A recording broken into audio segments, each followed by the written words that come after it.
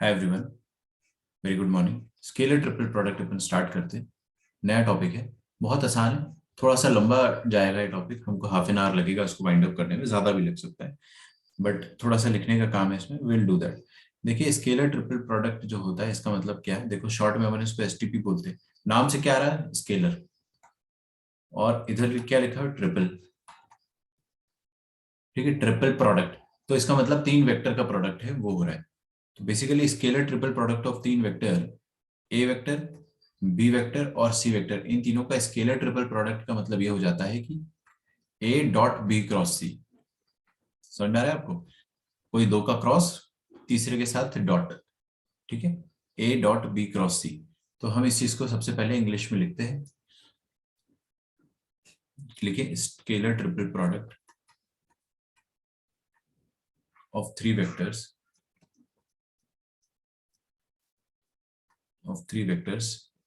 A, B and C is a scalar quantity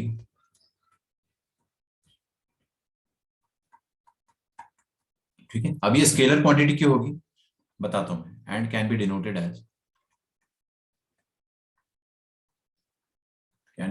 as,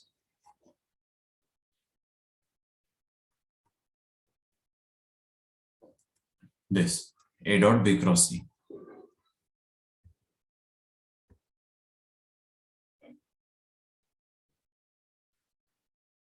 ठीक है, मतलब किसी दो का क्रॉस तीसरे के साथ डॉट करना है। ठीक है, अब अगर आपको इसको ढंग से लिखना हुआ तो देखो क्या होगा, हमारे पास दो वेक्टर होंगे, एक वेक्टर होगा बी, एक वेक्टर होगा सी।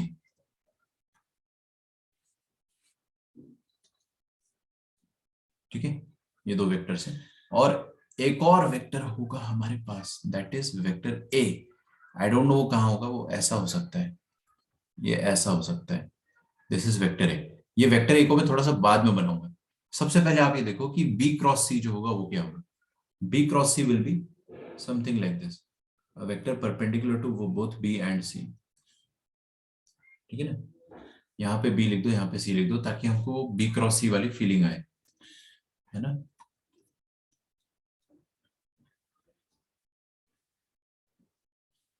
तो ये ब्लैक वाला वेक्टर क्या हो गया, B क्रॉस C हो गया।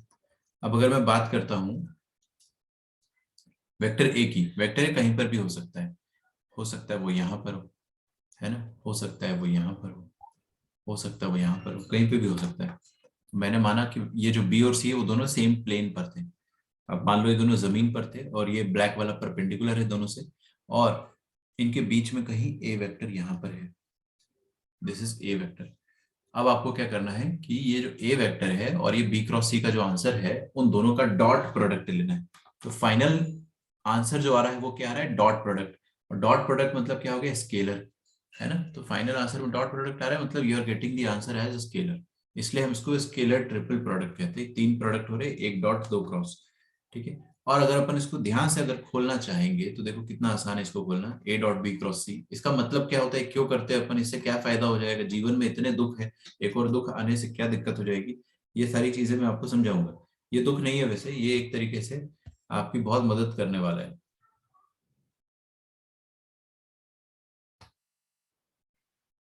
ठीक है, हाँ रिचा, मैं सारे डाउट्स बताऊंगा, अभी नहीं, क्लास के बीच में मैं कुछ नहीं बता सकता हूँ, बिकॉज हाँ थोड़ा सा कंटेंट कवर करना है। मैं आपको सब पर्सनली रिप्लाई कर दूंगा, डोंट वरी। लिमिट कैसे लगाते हैं उसमें, यार देखो, जो लिमिट वाले क्वेश्चन आप मेरे से पूछ रहे हो ना, चलो बताता हूँ।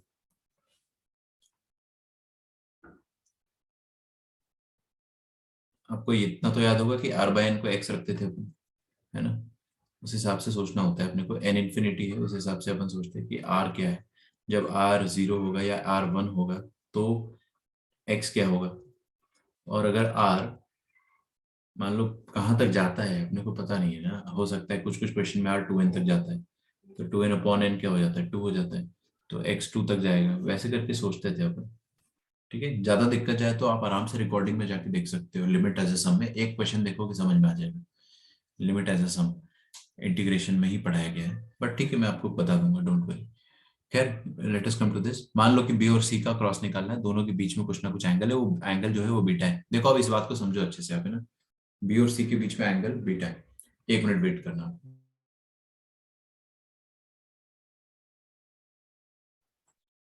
Please wait a minute, I resume very very very. तो देखो, वही वाली चीज है जो मैं आपको समझाने जा रहा हूँ कि हमारे पास दूसरा मार्कर हुआ करता था, पता नहीं कहाँ चला गया साला। ठीक है, देखो यार ध्यान से, वी हैव टू वेक्टर्स जो कि ऐसे रखे हुए हैं, ए एंड बी, है ना। आपको फील करना पड़ेगा इस चीज को। ये सॉरी, बी और सी ये जमीन पर रखे हुए, इन दोनों का परपेंडिकुलर वेक्टर जो आएगा वो ऐसा आएगा, है ना। तो जो परपेंडिकुलर वेक्टर आएगा that will be B cross C. B और सी का क्रॉस प्रोडक्ट ये आएगा, बी क्रॉस सी। अब इस बी क्रॉस सी का आपको ए के साथ क्या करना है, डॉट लेना है। तो ए वेक्टर यहाँ पे ही होगा, ठीक है। तो ये ए वेक्टर और ये बी क्रॉस सी का आप डॉट लेंगे। अब ये बी और सी के बीच में क्या है, एंगल, इसको हम बीटा मान लेते हैं। अगर हमने इसको बीटा माना, अगर हमने बीटा माना, तो क्या आप बी क्रॉस सी लिख सकते हो? हाँ बिल्कुल। देखो ए डॉट, आप ब्रैकेट के अंदर, बोर्डमास्टर रूल ने कैसे कहता है आपको कि ब्रैकेट पहले सॉल्व कर लो, तो आप ब्रैकेट पहले सॉल्व करें। तो देखो हम ब्रैकेट कैसे सॉल्व करेंगे, B cross C can be written as mod B. Mod B को मैं बी लिख रहा हूँ, सिर्फ B, I am not writing the modulus thing, ठीक है। Mod B mod C sine of angle between them, let us say that the angle between them is beta, है ना। एंड बस दैट्स इट। एन कैप आता है आखिरी में। N cap तो आप सबको पता है यार, जो नॉर्मल यूनिट वेक्टर है उसको अपन एन कैप कहते हैं। तो ये बी क्रॉस सी हो गया मेरे पास ऐसा, ठीक है। ये पेन मेरे पास बहुत सालों से एक स्टूडेंट ने दिया था मेरे को, ये पेन क्लास 11th में। पेंसिल है, पेंसिल। तो बेसिकली उस स्टूडेंट ने मेरे को क्लास में दिया था कि सर आपके लिए एक पेंसिल लिया मैंने। तो it was quite funny and sweet. लेकिन रखी हुई है मेरे पास, आप सब याद रहते हो ऐसी छोटी छोटी चीजें। मतलब मैं बोल नहीं रहा हूँ मेरे को पेंसिल देना, ठीक है। तो ये बी क्रॉस सी हो गया और ये ए वेक्टर हो गया, ठीक है। अब देखो ध्यान से, ये बी क्रॉस सी और ए के बीच में भी कुछ ना कुछ एंगल होगा, इन दोनों के बीच में भी कुछ ना कुछ एंगल होगा। इन दोनों को तो आप भूल जाओ, इनको भूल जाओ, बस ये बी क्रॉस सी है और ये ए, इनके बीच में कुछ ना कुछ एंगल जरूर होगा। उस एंगल को मैं ना अल्फा बोल देता हूँ, उसको मैं अल्फा बोल देता हूँ, बस वी आर डन।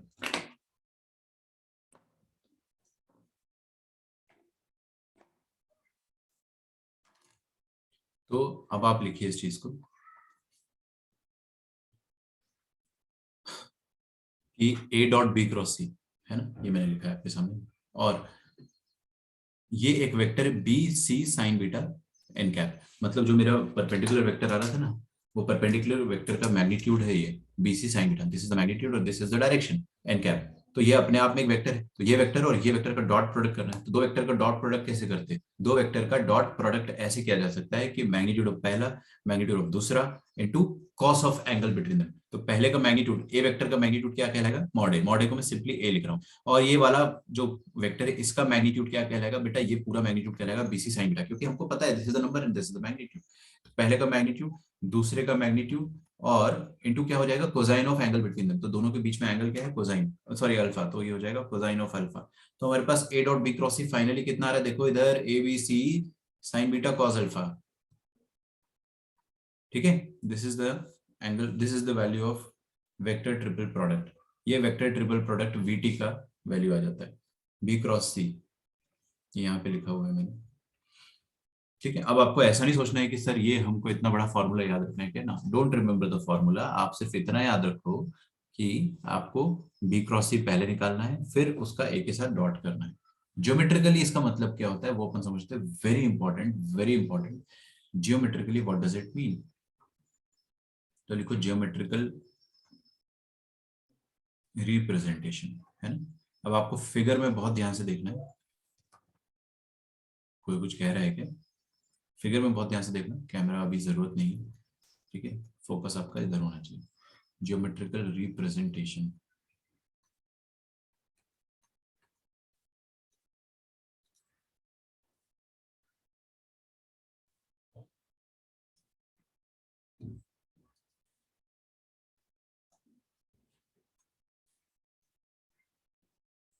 एक जादू बताऊं मैं आपको, ये जो होता है ना scalar triple product A dot B cross C, ये क्या होता है ज्योमेट्रिकली, इसका क्या मतलब होता है, इसका मतलब होता है ए डॉट बी क्रॉस सी। इसका मतलब क्या होता है पता है आपको, इट रिप्रेजेंट्स, पहली बात तो इसका आंसर स्केलर आएगा।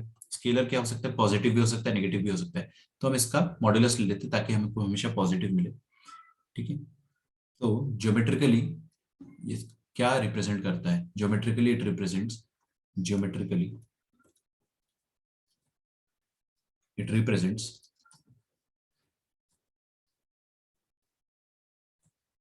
The volume of a parallelepiped. Parallelepiped याद है आपको? हाँ, उस पैरेललोपिपेड का वॉल्यूम जो है ना वो मिलता है अपने को ऐसे, volume of parallelepiped with base vectors as B vector and C vector. पहले लिख लो, सब समझाऊंगा मैं आपको, आप लिख लो, है ना, चिंता नहीं करो बिल्कुल भी। B vectors and C vectors and बस इतना ही लिखो, है ना, बाकी ए वेक्टर तो समझ में आ ही जाएगा अपने को। तो कहने का मतलब क्या हो गया है वो आपको मैं समझाता हूँ, यहाँ तक लिखिए प्लीज। तो देखिए ये होता है पैरेललोपिपेड। अब इस पैरेललोपिपेड में अगर एक वेक्टर जो है बेस का वो है वेक्टर बी, ये वाला वेक्टर बी है, दिख रहा है क्या आपको? कलर बदल दूं? चलो आप लोग अगर इतना ही बोल रहे हो तो मैं यहाँ पे ग्रीन कलर कर देता हूँ। तो एक वेक्टर जो बेस का है वो बी है और एक वेक्टर जो है वो सी वेक्टर है। ठीक है, तो आपको इतना समझ में आ रहा है कि ये बी और सी जो है वो बेस वेक्टर है, और बेस वेक्टर मतलब इसके जो नीचे वाला सरफेस है उसके वेक्टर है। कल आपको 144 मिले, मैथ्स में 61, that is very good Richa, because maths में आपका बहुत मैसिव इंप्रूवमेंट हुआ है। Keep trying. ठीक है, मैं बहुत ज्यादा वो भी नहीं बोलता हूँ, तारीफ भी नहीं करता हूँ, क्योंकि फिर वो क्या होता है ना, एक तरीके से जिंक्स करना हो जाता है। और किसी के खराब मार्क्स आते हैं तो उसको बहुत ज्यादा डांटता भी नहीं, because everything will come naturally. आपका स्कोर ना आप ही सुधार सकते हो, कोई टीचर नहीं सुधार सकता है। ये मैंने एज अ स्टूडेंट समझा था। जब तक आपको अंदर से नहीं पता चलेगा ना कि मेरे को और थोड़ा अच्छे से करना चाहिए, तो but you are doing good. 22 question solve करा आपने, दैट इज वेरी गुड। मैं हर बच्चे को एक ही चीज बोलता हूँ, more the number of question you will solve, more the marks you will get, simple. और कोई रॉकेट साइंस है ही नहीं ना। ज्यादा क्वेश्चन सॉल्व करोगे ज्यादा नंबर आएंगे, हाँ गलती कम होनी चाहिए ऑफकोर्स। लेकिन यार आप ऐसा एक्सपेक्ट करते हो कि यार मैं 10 क्वेश्चन कर लूँ और मेरे को 40 नंबर आ जाए, है ना, या 12 क्वेश्चंस करने से मेरे कितना होता है, 12 4 48 ना, 48 नंबर आ जाए। तो तो ये गलत है, क्योंकि 12 में से हो सकता है आपके 3 4 गलत हो जाए, तो फिर आप वापस से फंस जाओगे ना 30s में। ज्यादा करो तो हैबिट हो जाएगी आपकी ज्यादा अटेम्प्ट करने की, उसमें एक्यूरेसी अपने आप इंप्रूव करता है बच्चा। ठीक है, विच इज गुड। मुझे अच्छा लगा आपने खुद से स्कोर बताया। एक स्टूडेंट है इसी साल क्लास 11th में, he mean he is very sincere. वो क्या करता है ना कि उसका स्कोर खराब आता है ना तभी बताता है मेरे को, अच्छा आता है तो कभी नहीं बताता है। मेरे को बहुत अच्छा लगता है देख के। उसका स्कोर नॉर्मली 1 2 बार 200 के ऊपर भी आया है, तो उसने कभी जिक्र ही नहीं करा क्लास में, लेकिन जैसे ही उसका स्कोर 116 या फिर 70s 80s में आया तो मेरे को तुरंत बोलता है कि सर मेरा आज स्कोर कम आया। तो ये चीज जो है ना, बस यही चीज मैं ढूंढता हूँ कि अगर आप खुद से अपनी गलतियां जो है एक्सेप्ट करते हो आखिरी तक। ऐसा थोड़ी है कि अभी आपके एग्जाम में 1 महीना बचा है तो सारा फॉर्मूला जो मैंने आपको पहले बताया था, जो सारा ट्रिक बताया था पढ़ाई का, वो सब वैलिड अभी भी अगर आप डेली ग्राफ बनाते हो अपना स्टडी आवर्स का, इट इज स्टिल वैलिड। कोई दिक्कत नहीं है, आखिरी दिन तक सब कुछ वैलिड रहेगा, इसलिए मैं कहता हूँ 11th में सारे बच्चों को 150 प्लस मिलता है। अच्छा, 11th का रिजल्ट आप लोग देख पाते हो क्या? नहीं नहीं, हर बच्चे को नहीं मिलता है। ओनली 3 स्टूडेंट्स आर देयर जो कि 200 प्लस जाते हैं, बाकी फिर 3 स्टूडेंट्स जो है वो, मतलब पहले ज्यादा जाते थे, अब 3 ही बच्चे 200 प्लस रेगुलरली जा रहे हैं। इरेगुलरली तो काफी बच्चे जाते हैं। खैर, अभी अपन वो डिस्कस नहीं करेंगे। अच्छा देखो, नीचे क्या है बेटा, नीचे है, मैं इस पैरेलल पिपेट का वॉल्यूम लिखना चाह रहा हूं, मैं प्रूफ करना चाह रहा हूं कि 3 वेक्टर बी सी और ए, इन तीनों वेक्टर्स का, इन तीनों वेक्टर से बना हुआ जो पैरेलल पिपेट है उसका वॉल्यूम जो होता है वो ये होता है। I will prove it. ठीक है, क्या होता है, B cross C, sorry, A dot B cross C. ठीक है, अच्छा, ये स्केलर अच्छा आएगा, लेकिन इसमें अपन मॉड ले लेंगे तो अपन प्रूफ कर सकते हैं इसको कैसे। जो नीचे बेस एरिया है वो निकाल लो। तो वॉल्यूम कभी भी आपको अगर निकालना होता है तो, जैसा कि मैं आपको क्लास 10th में बताते आता था कि वॉल्यूम क्या होता है, वॉल्यूम होता है बेस एरिया इंटू हाइट।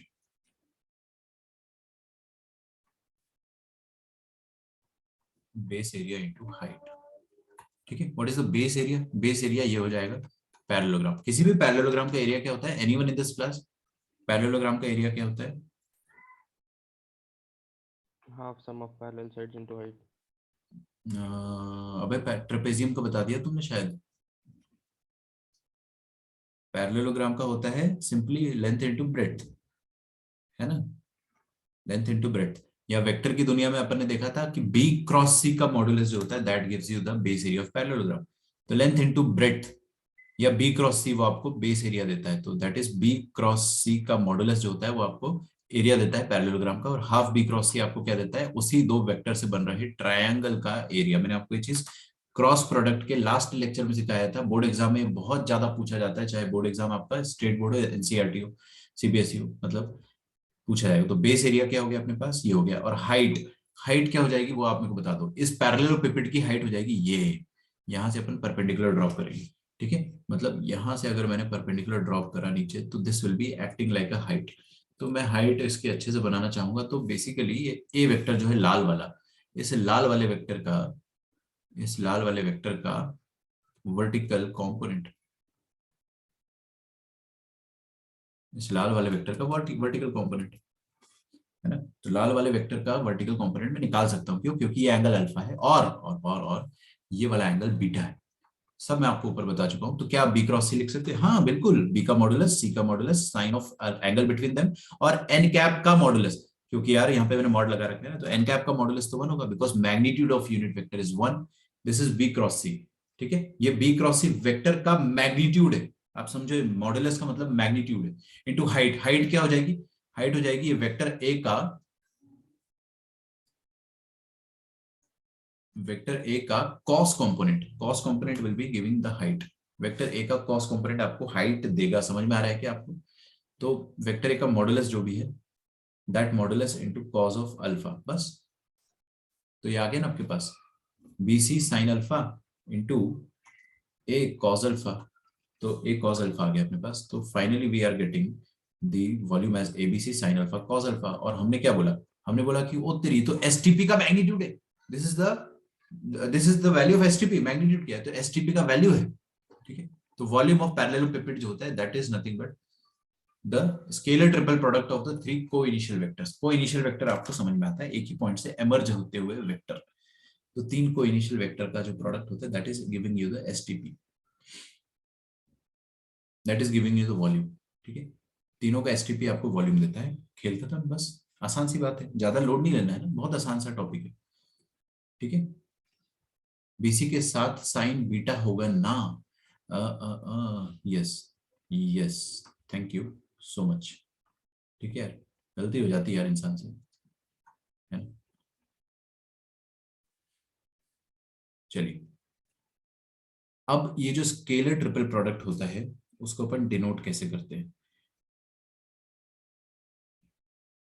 देखो यहाँ पे third point, scalar triple product STP of vector A. अच्छा, मैं आपको एक और पॉइंट लिखवा दूं पहले, मेरे को अभी याद आया, आई एम वेरी सॉरी, अभी याद आया। हाँ, तो यहाँ पे आप नोट लिखेंगे और ये नोट जो है दैट इज अ $1,000,000 नोट। वो ये है कि तीन वेक्टर है मेरे पास, vector A, vector B, vector C, है ना। ये वेक्टर बी, वेक्टर सी और वेक्टर ए, इन तीनों का अगर मैं एसटीपी निकालता हूं,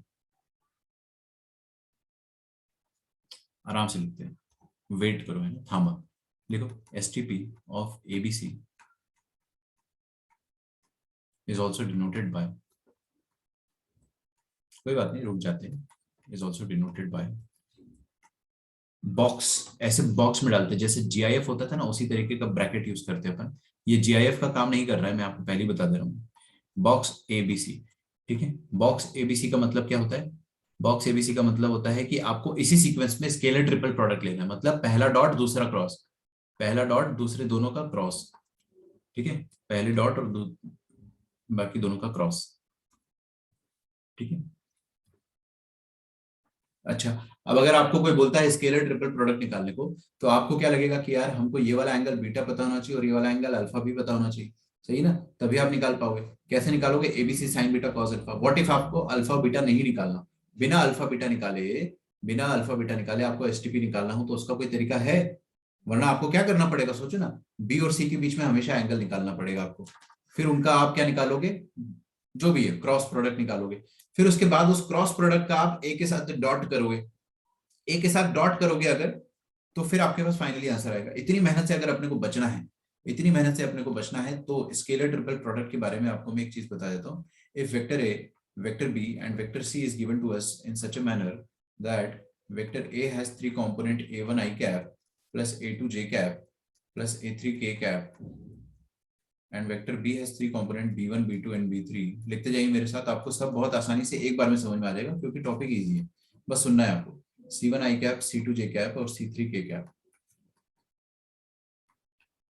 ठीक है, अगर ये एबीसी अपने पास तीन वेक्टर्स है तो इन तीनों वेक्टर्स का scalar triple product that is box ABC, box ABC, इसको हम ऐसे लिख सकते हैं, है ना, that is A cross A dot B cross C.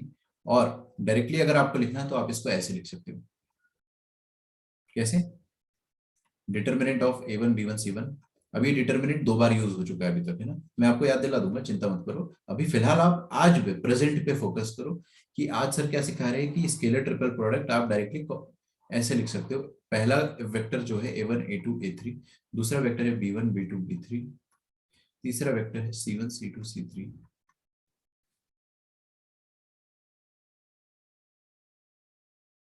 ठीक है, ऐसे लिखा जा सकता है। तो कभी भी आपको स्केलर ट्रिपल प्रोडक्ट निकालना है तीन वेक्टर का, तो क्या करोगे, बस डायरेक्टली डिटरमिनेंट, कोई टेंशन नहीं, डॉट क्रॉस का लफड़ा ही खत्म हो गया। इस सीक्वेंस भी करना है, जैसे ए पहले लिखा है तो ए का रो पहले लिखना है, बी बाद में लिखा है तो बी का रो बीच में लिखना है, और सी सबसे आखिरी में तो सी का रो लास्ट में रहेगा।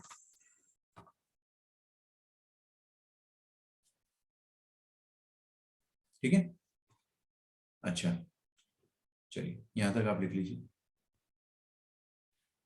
फिर हम आते हैं properties of scalar triple product पे।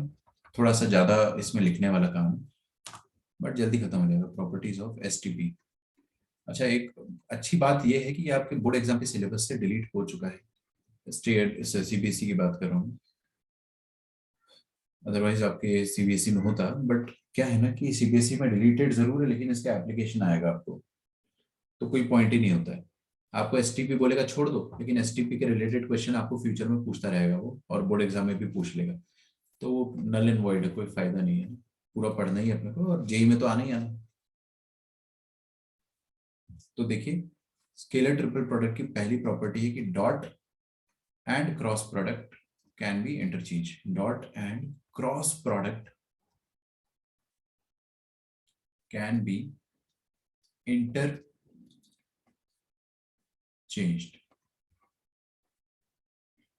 दैट इज दैट इज देखो इधर हम क्या लिखते हैं, ए डॉट बी क्रॉस सी, ये लिखते हैं ना। तो इसको हम ऐसे लिख सकते हैं, ए डॉट बी क्रॉस सी को हम ऐसे लिख सकते हैं कि ए, पहले अपन ने क्या करा, सुनो, तीन वेक्टर थे हमारे पास, A vector B vector C vector. हमने क्या करा है कि पहले दोनों पे डॉट करा है, बाद के दोनों पे क्रॉस करा है, और जो क्रॉस है वो ब्रैकेट में रहेंगे ऑफ कोर्स, क्योंकि क्रॉस पहले होगा ना यार। क्यों क्रॉस पहले होगा, आप ऐसा थोड़ी कर सकते हो कि ए डॉट बी कर दो फिर क्रॉस सी कर दो, ये तो नॉनसेंस हो जाएगा। क्यों, क्योंकि ए डॉट बी स्केलर होता है, स्केलर मतलब इट्स अ नंबर, नंबर का आप क्या ही क्रॉस प्रोडक्ट करोगे भाई, बेवकूफ थोड़ी हो। क्रॉस प्रोडक्ट तो दो वेक्टर्स का होता है ना, ये तो नंबर हो जाएगा अगर आप ऐसा करते हो, तो ये गलती ना करें। दूसरी बात, जब भी आप क्रॉस करते हो तो उनको आप ब्रैकेट में डालते हो। तीसरी बात, आप ऐसा भी कर सकते हो, scalar triple product of ABC अगर आपको कोई बोलता है तो पहले दोनों पे, सॉरी बाद में, पहले अपन ने क्रॉस करा पहले डॉट करा। हम ऐसा भी कर सकते थे कि पहले क्रॉस कर लिया हमने एबी पे और बाद में डॉट कर लिया, दिस इज एक्सेप्टेबल। मतलब इसको हम कहते हैं कि एसोसिएटिव है, एसटीपी इज एसोसिएटिव। आप पहले एबी को एसोसिएट कर सकते हो यहाँ पे ऐसे, या फिर आप बीसी को एसोसिएट कर सकते हो बाद वाले दोनों वेक्टर्स को, तो इट इज एसोसिएटिव, इंटरचेंज किया जा सकता है। और अगर अपन इसको डिटर्मिनेंट की भाषा में समझेंगे तो देखो, A dot B cross C basically जो है, A dot B cross C that is box product of A B and C. तो एबीसी का बॉक्स प्रोडक्ट अगर मैं लिखूंगा तो कौन सा डिटर्मिनेंट आएगा, ए के सारे कंपोनेंट्स ए1 ए2 ए3, बी के सारे कंपोनेंट्स बी1 बी2 बी3, और सी के सारे कंपोनेंट सी1 सी2 सी3। ठीक है, सही है ना, कोई दिक्कत किसी को? मैं आगे बढ़ू। देखो यहाँ पे मैंने क्या करा, बी क्रॉस सी। अब मैं ये लिखने वाला हूँ ए क्रॉस बी डॉट सी। तो ए क्रॉस बी डॉट सी, देखो ए क्रॉस बी डॉट सी। हाँ, मैं चाहता हूँ कि आप थोड़ा सा 1 मिनट के लिए स्क्रीन पर देखें। हाँ, ये ए क्रॉस बी डॉट सी दिख रहा है आपको? ये डॉट है, फर्क थोड़ी पड़ता है कि डॉट में बाद में लिखूं या पहले लिखूं, है ना? तो मैं पहले लिख देता हूँ, क्या फर्क पड़ता है। हाँ, लेकिन ये ए क्रॉस बी जो है, इनका ऑर्डर जो है अंदर वो सेम रहेगा, ए पहले बी बाद में। ये इसीलिए ऐसा करा है क्योंकि एसटीपी में हमको तभी अच्छा लगता है जब पहले डॉट हो बाद में क्रॉस हो। कहने का मतलब ये था कि आप ए और बी को एसोसिएट कर सकते हो क्रॉस के लिए, और लास्ट में सी के साथ डॉट कर सकते हो, which will give us the box as, जो पहले लिखा है वो सी है इस बार, और बाद में क्या है, ए और बी। ठीक है, तो मैं इनका डिटर्मिनेंट अगर लिखूंगा तो वो भी ऊपर वाले के डिटर्मिनेंट के बराबर आना चाहिए। तो पहले सी लिखा है, देखो इधर, तो सी के कंपोनेंट सबसे पहली रो में आएंगे, C1 C2 C3। फिर मैंने ए लिखा है तो उनके कंपोनेंट्स आएंगे A1 A2 A3। फिर बी लिखा है तो B1 B2 B3। ये आ रहा है क्या समझ में अपने को? पक्का? श्योर हो एकदम? अब देखो, ऊपर वाला डिटर्मिनेंट और नीचे वाला डिटर्मिनेंट एकदम सेम है। कोई मुझे अगर एक्सप्लेन कर देगा तो मेरे को बड़ी खुशी होगी। ये डिटर्मिनेंट और ये डिटर्मिनेंट सेम है, क्यों सेम है? बिकॉज देखो हम क्या करेंगे,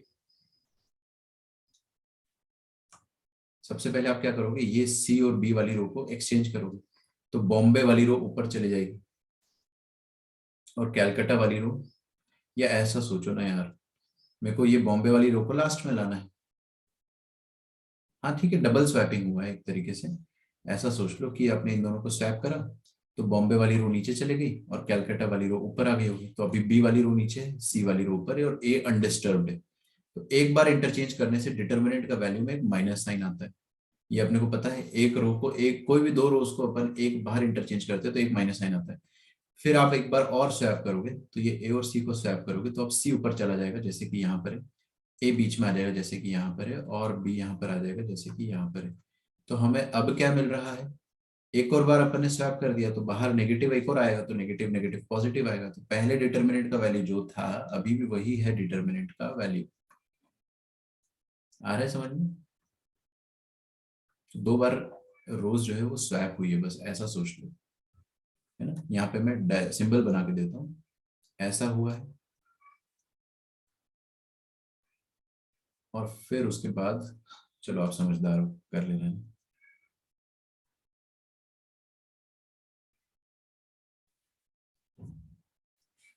ओके, सेकंड। अब मैं ये पॉइंट लिखवाने से पहले आपको समझा देता हूँ कि क्या होता है। देखो, ये तीनों स्केलर ट्रिपल प्रोडक्ट जो मैं आपके सामने लिख रहा हूँ वो तीनों सेम है। कौन कौन से तीनों, देखते हैं। आई होप आपने ऊपर वाला लिख लिया होगा, नहीं लिखा हो तो पहले लिख लो। All these three scalar triple products STP, they are same. कैसे? देखो इधर प्लीज सामने, एबीसी, बीसीए, सीएबी। कोई भी बच्चा मुझे बता सकता है कि क्यों सेम है, या फिर क्या इनमें सिमिलैरिटी है, क्या pattern? Basically they are cyclic order of ABC.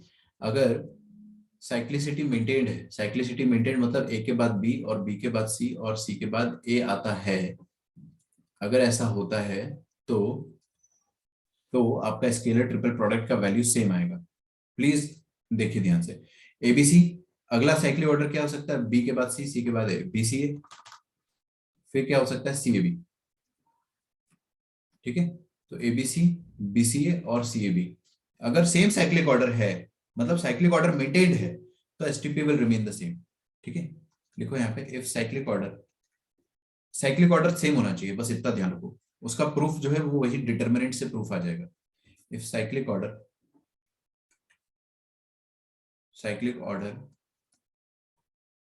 is maintained,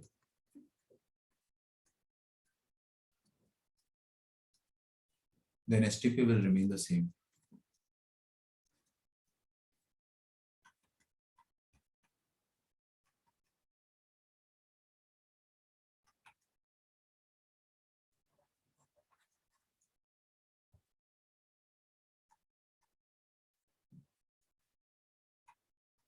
STP will remain same. ठीक है, तो ये ए, बी और सी, इनका साइक्लिक ऑर्डर जो है वो मेंटेन है।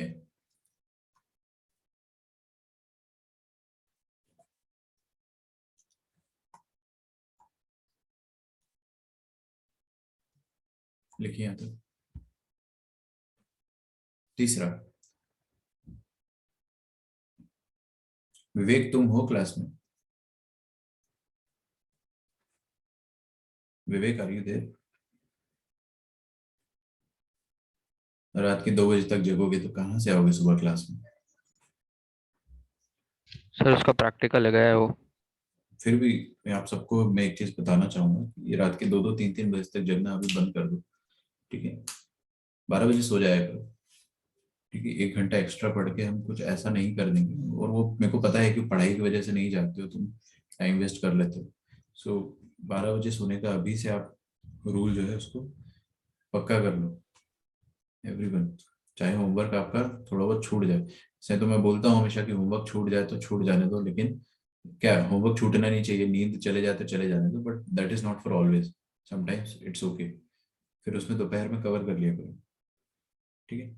अच्छा, साइक्लिक ऑर्डर मेंटेन रहेगा तो हमेशा एस टी पी का वैल्यू सेम आएगा। तो ये S T P of A dot B cross C जो होगा उसको आप एबीसी का एसटीपी बोल सकते हो, बीसीए का और सीएबी का, if cyclic order is maintain. लेकिन अगर साइक्लिक ऑर्डर तोड़ दिया मैंने, मान लो बीसीए की जगह मैंने बीएससी लिख दिया, तो क्या होगा? एक नेगेटिव साइन बाहर आ जाएगा। फील कर सकते हो क्या हो रहा है? देखो हो क्या रहा है कि जब मैंने एबीसी लिखा है और यहाँ पे सीएबी लिखा है, तो ये एबीसी का डिटर्मिनेंट ये बना है और सीएबी का डिटर्मिनेंट ये बना है। दोनों डिटर्मिनेंट में एक खास बात देख रहे हो आप, हो क्या रहा है? बस 2 बार रोज एक्सचेंज हुई है, हुआ कुछ थोड़ी है। पहले एक बार रो ए से यहाँ तक गई है बी, मतलब बी ऊपर आ गया, सॉरी पता नहीं क्या हुआ है, मैं भूल जा रहा हूँ इसमें, बी सबसे नीचे है ना, हाँ। तो पहले इन दोनों का स्वैपिंग हुआ है, ठीक है? फिर उसके बाद इन दोनों का स्वैपिंग हुआ है, तो 2 बार स्वैपिंग होता है तो 2 बार माइनस आता है और अपने आप वो नलीफाई होकर प्लस हो जाता है। तो वही होता है साइक्लिक ऑर्डर में, क्या होता है ना एबीसी और सीएबी में, कि 2 बार रोज एक्सचेंज होना, अपन ऐसा सोच सकते हैं कि 2 बार रोज एक्सचेंज हो रही है। लेकिन अगर अपन साइक्लिक ऑर्डर की बात ना करें तो फिर आपके पास एक माइनस साइन हमेशा बाहर रह जाएगा। बी ए सी लिखूंगा या फिर मैं सीएबी की जगह सीबीए लिख देता हूँ, तो फिर साइक्लिक ऑर्डर टूट गया। साइक्लिक ऑर्डर टूट गया तो आप ज्यादा दिमाग मत लगाओ, बाहर एक माइनस साइन लगा दो बस, ठीक है? तो अगर आपको S T P of ABC बोलता है तो वो बीसीए और सीएबी के बराबर है, लेकिन वो बीएससी और सीबीए के नेगेटिव के बराबर है, because of the cyclic order जो है वो ब्रेक हो रहा है, ठीक है? अच्छा, अगर ऐसा लिखा जाता है के टाइम्स ए वेक्टर, बी वेक्टर और सी वेक्टर का एस टी पी है, तो गैस करो जल्दी से क्या होगा? के पूरा बाहर आ जाएगा। आराम से आप लोग इसको फील कर सकते हो, मेरे एक्सप्लेनेशन की जरूरत नहीं पड़नी चाहिए। क्यों? क्योंकि बेसिकली के ए वेक्टर का मतलब क्या हो गया कि ये ए वेक्टर बी वेक्टर और सी वेक्टर सब में के मल्टीप्लाइड है, के मल्टीप्लाइड है, तो के पूरा बाहर आ जाएगा। के पूरा बाहर आ जाएगा तो दिस विल गिव अस के times ABC,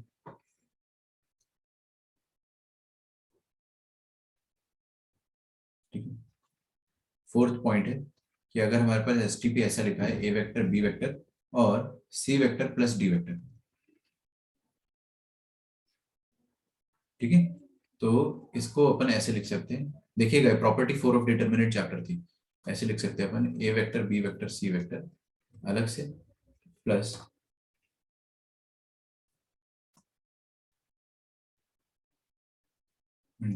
sorry sorry sorry, A vector B vector और D vector, this is property 4 of determinant. उसमें क्या बताया गया था, कोई अगर पर्टिकुलर रो में ऐसा एडेड एलिमेंट दे रखा है तो आप क्या लिख सकते हो, सी पहले यहाँ पे लिख लो और बाकी सब सेम रहेगा, चिड़िया चिड़िया चिड़िया, याद है? फिर यहाँ पे डी लिख लिया करो और बाकी सब सेम, चिड़िया चिड़िया चिड़िया। तो मैं आपको वो प्रॉपर्टी बिल्कुल रिवाइज नहीं कराने वाला हूँ, दिस इज योर रिस्पॉन्सिबिलिटी कि आपको याद होना चाहिए। याद नहीं है, चलो यार, क्या है कि मेरे को कई बार मान लो ऐसा लिखा हुआ है एबीसी, एबीसी छोड़ो यार, A1 A2 A3 B1 B2 B3 C1 plus D1 C2 plus D2 C3 plus D3 लिखा हुआ है। तो हम डिटर्मिनेंट में क्या करते थे कि ये जो लास्ट वाला रो है उसको ऐसे लिखते थे C1 C2 C3, C1 C2 C3, C1 C2 और C3, इनको एक साथ लिखते थे। और बाकी सब चिड़िया चिड़िया चिड़िया रहता था, आपको याद होगा अच्छे से। चिड़िया चिड़िया मतलब जैसा है वैसा, that is A1 A2 A3 B1 B2 B3 plus, ओहो वेट,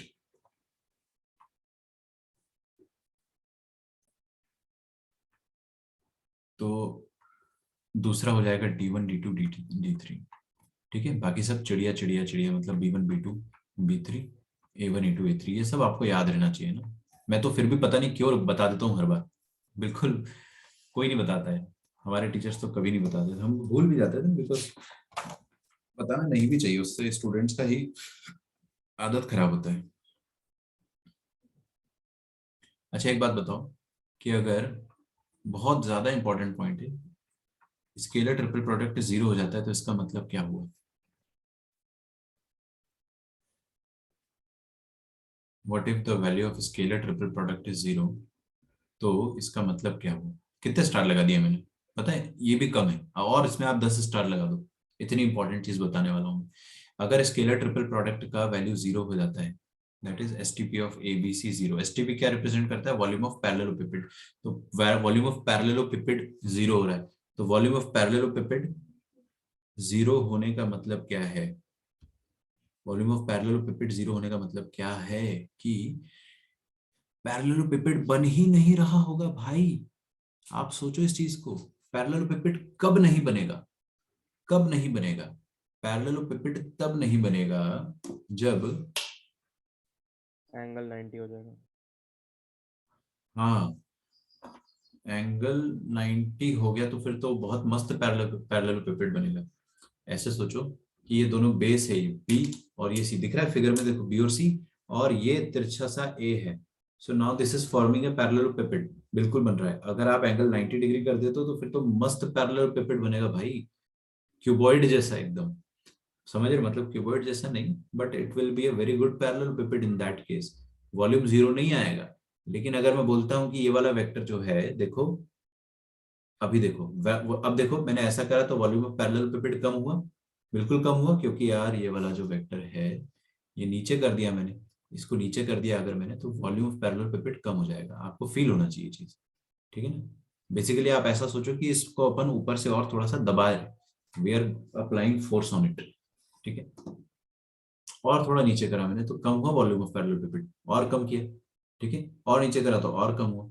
एक दिन ऐसा आएगा ना कि ये जो ए वेक्टर था वो इसके साथ बी और सी के साथ प्लेन में, सेम प्लेन में आ जाए, कोप्लेनर। तो आपका पैरेललोपिपेड दिख रहा है आपको, ऊपर से जब आप प्रेस करोगे करोगे करोगे करोगे एकदम पिचक जाएगा, फ्लैट। उस जिस दिन वो फ्लैट होगा, उस दिन वेक्टर बी और वेक्टर सी और वेक्टर ए, ये तीनों वेक्टर्स जो है वो एक ही प्लेन में आ जाएंगे।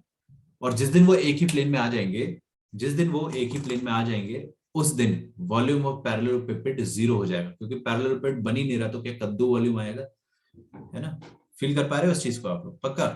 तो कहने का मतलब क्या हुआ, पैरेललोपिपेड का वॉल्यूम जीरो होने का मतलब क्या होता है कि ये वेक्टर ए और बी और सी ये तीनों एक ही प्लेन में आ गए, मतलब पैरेललोपिपेड बन ही नहीं रहा है भाई, पैरेललोपिपेड बन ही नहीं रहा है। तो इसका मतलब एबीसी आर कोप्लेनर, तो ये तो एक कंडीशन ऑफ कोप्लेनैरिटी हो गई, ये तो एक कंडीशन ऑफ कोप्लेनैरिटी हो गई कि ABC is equal to zero. एक मिनट रुकिएगा। If ABC is equal to zero then it implies that volume, अच्छा रुको एक minute, then it implies that vector A and vector B and vector C will be coplanar, will be coplanar, ठीक है। सो इसको अपन आज के बाद कंडीशन ऑफ कोप्लेनैरिटी की तरह यूज कर सकते हैं। मैंने आपको पहले कंडीशन ऑफ कोप्लेनैरिटी जो बताई थी ये एकदम उसी के जैसे, समझ रहे हो। ये बेसिकली ऐसा है कि ये कुछ और नया रूप लेकर आया है, ठीक है। तो यहाँ पर और देखो, सर हाँ बोलो। सर 4 पॉइंट का कोप्लेनरिटी कैसे चेक करते हैं? चार पॉइंट, ये पॉइंट्स नहीं है बेटा, ये वेक्टर्स है, दीज आर वेक्टर्स, पॉइंट्स नहीं है। ये तीन वेक्टर है, वेक्टर ए वेक्टर बी और वेक्टर सी, तीनों एक ही प्लेन में आ गए। अगर आप 4 पॉइंट की बात करो तो 4 पॉइंट्स एक ही प्लेन में कब होते हैं मैं बता चुका हूँ, कब होते हैं, vector A vector B vector C vector D. एक तो मैंने ये थ्योरी बताई थी, चारों के लिए भगवान ने 4 स्केलर बनाए हो, such that X A plus Y B plus Z C plus omega D ये जीरो हो जाए, मतलब वो 4 स्केलर इस कदर है ताकि उन चारों को इस तरीके से कंबाइन करने से आपका आंसर जीरो हो जाए, और आपस में एक्स वाई जेड ओमेगा इनका भी सम जीरो हो जाए, तो तब जाके चारों पॉइंट्स को प्लेनर कहलाते हैं। या फिर आप ऐसा कर सकते हो कि 4 पॉइंट से 3 वेक्टर बना सकते हो, 3 वेक्टर्स ये बना दिया मैंने, ठीक है। और इन तीनों वेक्टर को कोप्लेनरिटी की कंडीशन में आप डाल दो, दैट इज डिटरमिनेंट जीरो। यहाँ पर भी वही हो रहा है कि STP 0 कर रहे हैं अपन। तो आज के बाद कभी भी आपको कोप्लेनैरिटी की कंडीशन यूज करना हो तो आप क्या करोगे, स्केलर ट्रिपल प्रोडक्ट को 0 कर दोगे। ठीक है, तो इसको लिखिए आप, this will be used as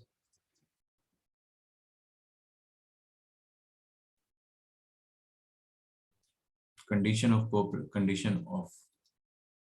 coplanarity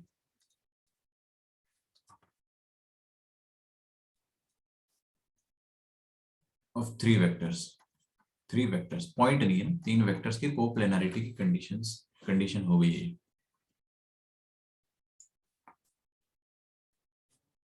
और कोई तरीका जिससे STP 0 हो सकता है? आप लोग सोचिए थोड़ा सा, बिल्कुल सोच सकते हो आप लोग। ऐसा भी तो हो सकता है कोई एक वेक्टर 0 वेक्टर हो जाए। अरे यार, ये भी तो एक पॉसिबिलिटी है ना कि कोई एक वेक्टर 0 वेक्टर हो जाए। हालांकि ये काफी lame, it's a very lame possibility, but हो सकता है। You should keep it in our mind. ऐसा भी हो सकता है कि वन ऑफ द वेक्टर्स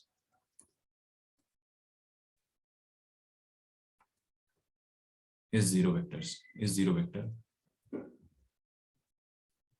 और भी कुछ हो सकता है क्या STP 0 होने की वजह? सोच कर देखते हैं। Let us go to the formula of STP, ABC sine beta cos alpha. हाँ, ऐसा हो सकता है ना कि यार साइन बीटा या कॉस अल्फा में से कुछ 0 हो जाए। अल्फा क्या है? अल्फा है एंगल बिटवीन ये ए वेक्टर और ये परपेंडिकुलर वाली लाइन। हाँ यार, ये देखो, ये तो एंगल अगर 0 हुआ वाकई में, तो इसका सॉरी 90 हुआ, तो इसका मतलब ए वेक्टर जो है वो जमीन पे आ गया, तभी तो 90 डिग्री हो रहा है। तो जमीन पे आ गया मतलब कोप्लेनर है। तो अरे यार, ये तो ऊपर चला। हाँ, तो अगर अल्फा 90 होता है तो इसका मतलब क्या हो जाएगा कि कोप्लेनर हो गए तीनों वेक्टर। ए जमीन पे लेट गया, बी और सी तो वैसे भी जमीन पर थे, ए उनके साथ आ गया, तो तीनों कोप्लेनर हो गए। तो अल्फा का 90 होना हम लोग स्टडी कर चुके हैं जाने अनजाने में। लेकिन अगर बीटा जीरो हो गया तो भी STP 0 हो सकता है। मतलब कहने का ये है कि बीटा 0 होना मतलब ये दोनों के बीच में एंगल 0 हो, बी और सी के बीच में एंगल 0 होने का मतलब क्या है? बी और सी के बीच में एंगल 0 होने का मतलब बोथ आर पैरेलल। तो उस केस में तो वैसे भी पैरेललोपिपेड नहीं बनेगा यार, है ना। लेकिन क्या है कि ये बच्चों वाली जो पॉसिबिलिटीज है वो मैं लिखवा देता हूँ। और टू वेक्टर्स आर, या देखो, और बी एंड सी, या एनी टू, यार कोई भी दो ले लो, any two of them, any two vectors are parallel.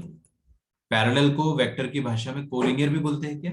हाँ बिल्कुल, लेकिन बहुत कंफ्यूजन होता था मेरे को बचपन में कि कोलिनियर और पैरेलल कैसे सेम हो गए। ठीक है, क्योंकि अच्छे से फ्री वेक्टर्स आता नहीं था उस वक्त। आपको नहीं होना चाहिए कंफ्यूजन। ठीक है, सिक्स्थ पॉइंट आप बिल्कुल TBR है, इसको आप डायरेक्टली याद कर लीजिए। मैं इसका आपको प्रूफ नहीं बताने वाला हूँ। TBR क्या है? देखिए, हमारे पास स्केलर ट्रिपल प्रोडक्ट है A प्लस बी का, B प्लस सी और C प्लस ए। ठीक है, this can be written as 2 times scalar triple product of vector A, vector B and vector C।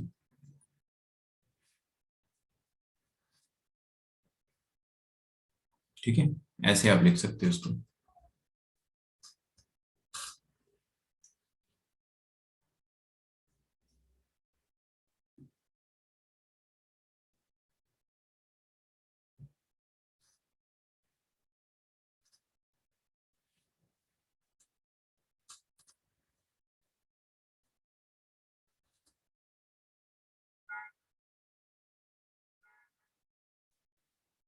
ठीक है, अच्छा, ये वाला पॉइंट जो है इसको आप है ना स्टार मार्क कर लो, बिकॉज आपको अच्छे से समझ में आ जाएगा कि है क्या। A plus B plus C plus A, है ना, साइक्लिक ऑर्डर में एडिशन हो रहा है और 2 एट ए टाइम हो रहा है।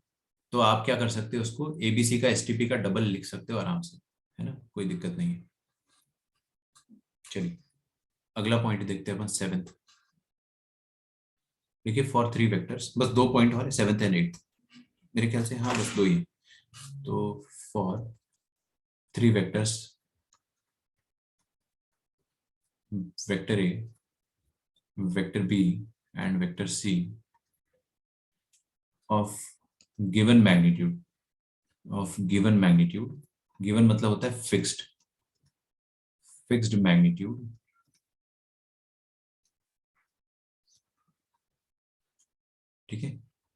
चलिए कोशिश करते हैं अपन जानने की।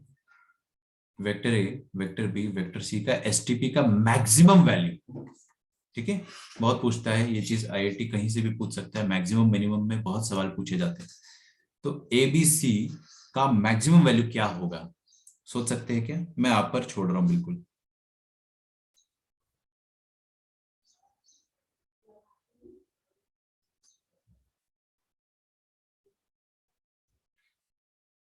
थोड़ा सा सोचो, थोड़ा सा तो सोचो।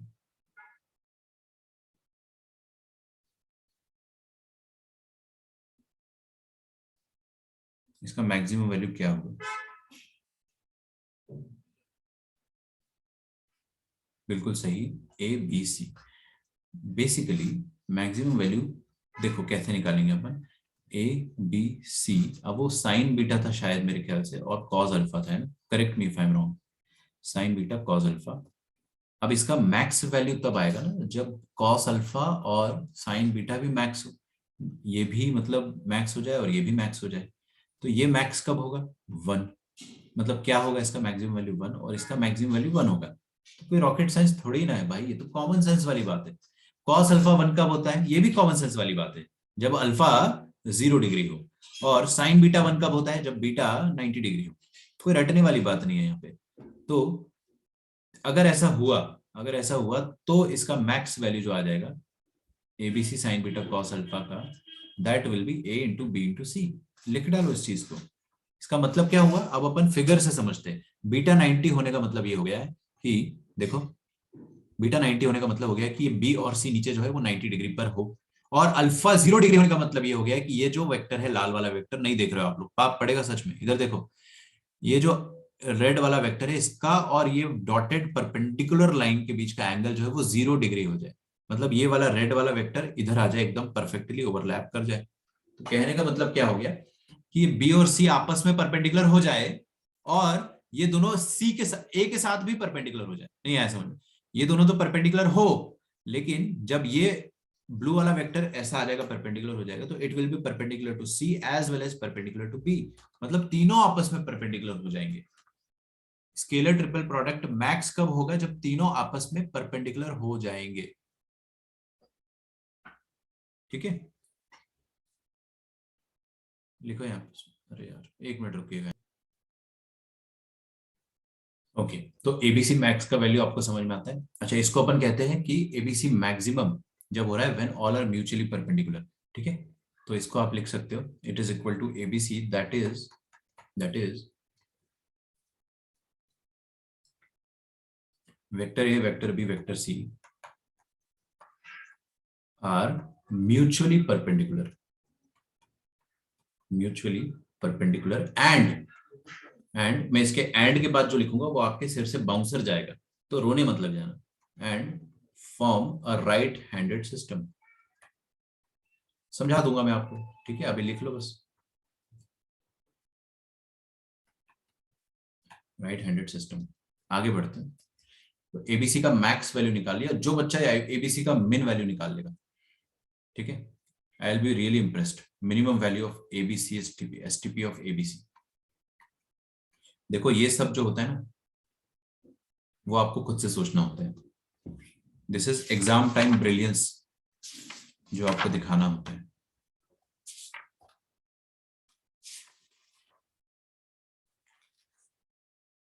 सोचिए सोचिए। Beta 0 alpha vector coplanar. ठीक है, आप जो कह रहे हो ध्रुवम वो सही है, बट मैं एक और चीज सुनना चाह रहा हूँ। उसको सुनने से पहले हम लोग एक फोटो बना लेते हैं ऊपर वाले सिस्टम के लिए।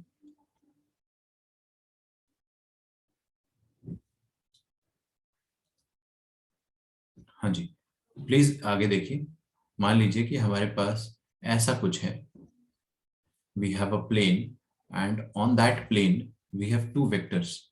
Two vectors are vector b and vector c. ठीक है, दोनों के बीच में एंगल जो है वो 90 डिग्री है। अगर दोनों के बीच में जो एंगल है वो 90 डिग्री है, अगर ऐसा मानते हैं हम, ठीक है, और एक वेक्टर ए इसके परपेंडिकुलर था,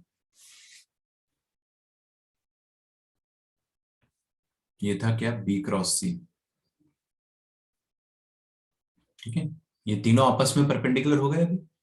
अच्छा ये जो सॉरी सॉरी सॉरी, ये तो बी क्रॉस सी है, बिल्कुल सही कह रहे हो आप, सही लिखा था मैंने।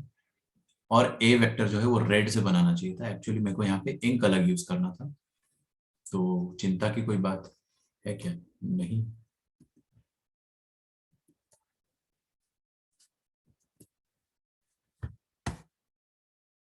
weird है। अब देखो ए वेक्टर में यहाँ पे बना देता हूँ रेड से, ये रहा ए वेक्टर, और ये ए वेक्टर जो है, सॉरी ब्लू से, यही ए वेक्टर है, यहीं पे कहीं ए वेक्टर है। Nonsense। तो ए वेक्टर भी यही है, ठीक है ना। तो बेसिकली जो ए वेक्टर है मेरे पास, that is perpendicular to both B and C, and they form a right handed system. They form a right handed system. ये चीज अपने को अभी समझ में आई नहीं है, मैं समझाता हूँ आपको। ठीक है, अदरवाइज सेइंग जीरो आ रहा है मिनिमम वैल्यू, बट अब सोचो मैं आपके सामने कोई ऐसा सिस्टम बना देता हूँ, ऐसा सिस्टम,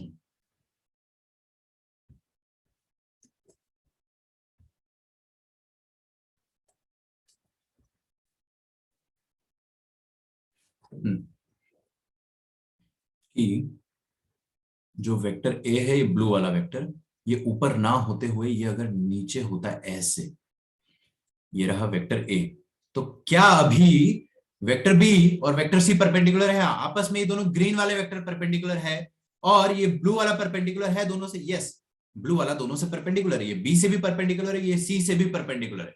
तो क्या ये आपस में अभी भी म्यूचुअली परपेंडिकुलर है? Yes, they are mutually perpendicular. लेकिन अगर मैं स्केलर ट्रिपल प्रोडक्ट की बात करूंगा तो देखते हैं स्केलर ट्रिपल प्रोडक्ट क्या आएगा। सबसे पहले बी और सी का क्रॉस करते, सबकी नजर स्क्रीन पे होनी चाहिए, अदरवाइज समझ में नहीं आएगा। बी और सी का क्रॉस करेंगे तो बी का मॉड, सी का मॉड, और sine of angle between B and C. Angle between B and C कितना है? 90 डिग्री, साइन 90 डिग्री लिखेंगे। फिर अब इसका डॉट करना है, एन कैप। एन कैप मतलब कहां पर आ जाएगा? बी क्रॉस सी ऊपर आएगा ना यार, अरे बी क्रॉस सी तो ऊपर ही आएगा, जो लाल वाला है पक्का। अब मैं इसका डॉट करना चाहता हूं ये ब्लू वाले वेक्टर के साथ, तो ये रेड वाला वेक्टर और ये ब्लू वाला वेक्टर, इनका मैं डॉट करना चाह रहा हूं। तो इनका डॉट करना चाह रहा हूं अगर, तो कैसे लिखेंगे? इसका मैग्नीट्यूड इनटू इसका मैग्नीट्यूड, ए का मैग्नीट्यूड ए होता है, और angle between red and blue. क्या आप मुझे बता सकते हो रेड और ब्लू के बीच में अभी एंगल कितना है? Anyone? What is the angle between red and blue? 180 degrees है ना। तो cos ऑफ 180 डिग्री लिखेंगे ना अपन यहाँ पे। मैग्नीट्यूड ऑफ दोनों का, ये रेड वाले का मैग्नीट्यूड, ब्लू वाले का मैग्नीट्यूड, और एंगल बिटवीन द 180 डिग्री। तो उस केस में अपने पास स्केलर ट्रिपल प्रोडक्ट कितना आ रहा है? ए बी सी का नेगेटिव आ रहा है, क्योंकि cos 180 -1 होता है। तो एसटीपी का मिनिमम वैल्यू कितना हो सकता है? -1।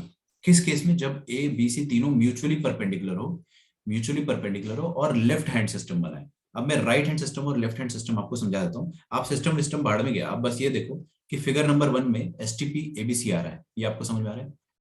ए बी सी का एसटीपी पहले वाले फिगर में ए इंटू बी इंटू सी आ रहा है। क्यों? क्योंकि अल्फा 0 है, मतलब ये जो लाल वाला है और ये जो ब्लू वाला वेक्टर है, इनके बीच में एंगल 0 है, और ये नीचे वाले के बीच में तो एंगल 90 डिग्री है ही, ठीक है ना। लेकिन यहां पर क्या हो रहा है? ABC sine beta cos alpha, sine beta cos alpha. आप में से किसी ने ये सोचा ही नहीं कि यार अल्फा तो चलो क्या है कि ऊपर भी 90 आ रहा था, सॉरी ऊपर बीटा 90 आ रहा था और अल्फा 0 आ रहा था। काश अल्फा यहाँ पे 180 आ जाए, तो 180 आ सकता है ना, क्या दिक्कत है? अल्फा क्या होता है? ये लाल वाला और ये ब्लू वाला, इनके बीच का एंगल 180 आ सकता है, ठीक है। तो उस केस में आपके पास मिनिमम वैल्यू आ जाएगी, that is minus of ABC. और मिनिमम वैल्यू अगर अपने पास आ गई है माइनस एबीसी, तो बस फिर क्या बचा है? That is the minimum value, ठीक है। इसको अपन कहते हैं कि ये भी म्यूचुअली परपेंडिकुलर का केस हुआ, लेकिन ये लेफ्ट हैंड रूल। तो अब मैं आपको राइट हैंड और लेफ्ट हैंड रूल समझाता हूँ। देखो बहुत सिंपल है कि हमारे पास बी सी है, बहुत आराम से देखना। ये है बी, ये जो ब्लैक वाला मार्कर है ये बी, और ये जो मैंने दूसरा वाला मार्कर यूज कर रखा है वो ए है।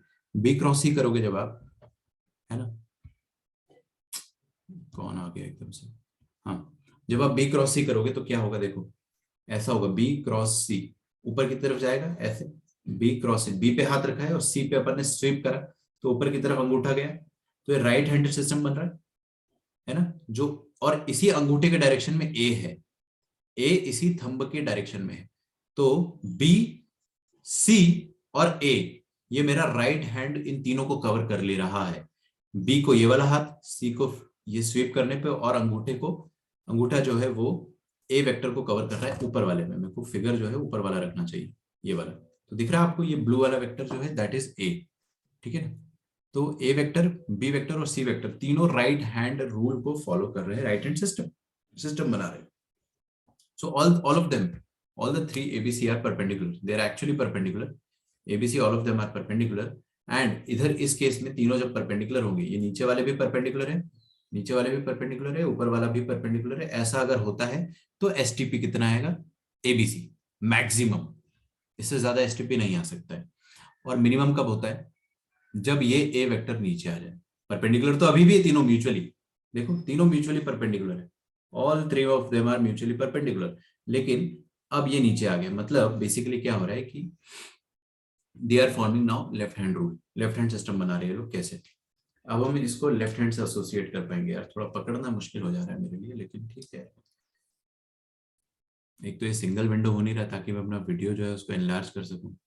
आधी चीजें तो मेरे को समझ में नहीं आती, जूम की पता नहीं क्या है।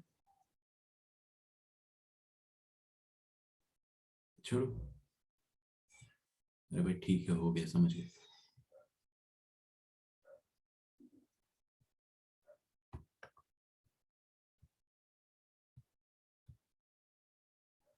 ठीक है, तो देखो ये लेफ्ट हैंड रूल बना रहे, बी पे हाथ रखा, सी पे स्वीप करा और अंगूठा नीचे, तो अंगूठे की दिशा में ए वेक्टर है, तो ये लेफ्ट हैंड रूल।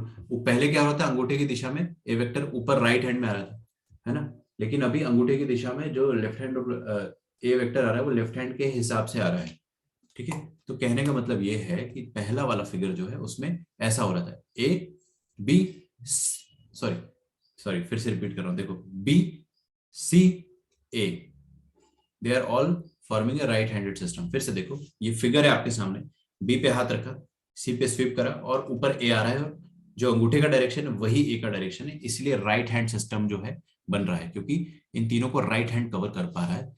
उस केस में मैक्सिमम वैल्यू आता है।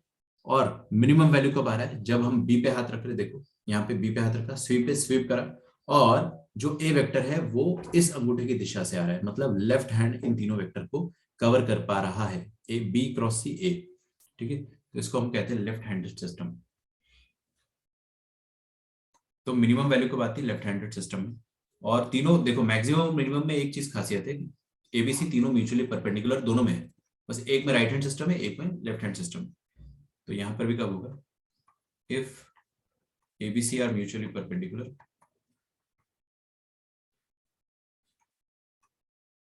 and form a left-handed system.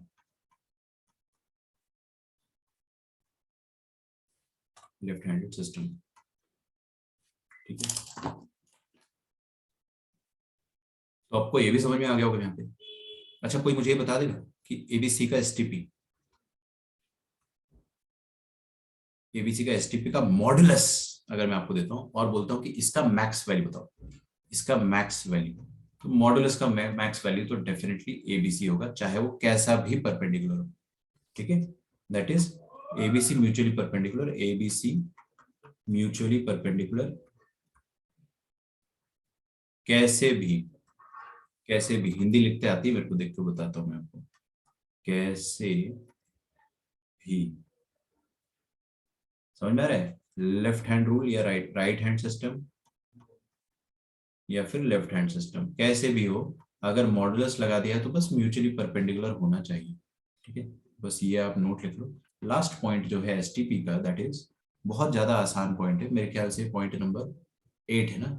तो last point is point number 8। It's very easy कि एसटीपी का वैल्यू पॉजिटिव कब आएगा, एबीसी ये पॉजिटिव तब आएगा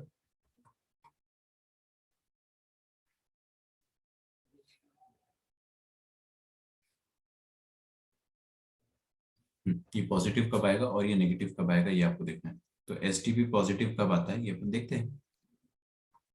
देखो ये पॉजिटिव तब आएगा जब A B C sine alpha cos beta. अभी तक तो आपको फील हो गया होगा ना कि जमीन पे जो एंगल है वो बीटा है और ये वाला एंगल जो है वो अल्फा है। रेड वाला देखो, नॉर्मली क्या होता था कि जो बी क्रॉस सी होता था वो परपेंडिकुलर, रेड वाला ये होता था बी क्रॉस सी, ये होता था बी क्रॉस सी, और ये होता था ए वेक्टर, ब्लू वाला, ठीक है, this use to be blue vector.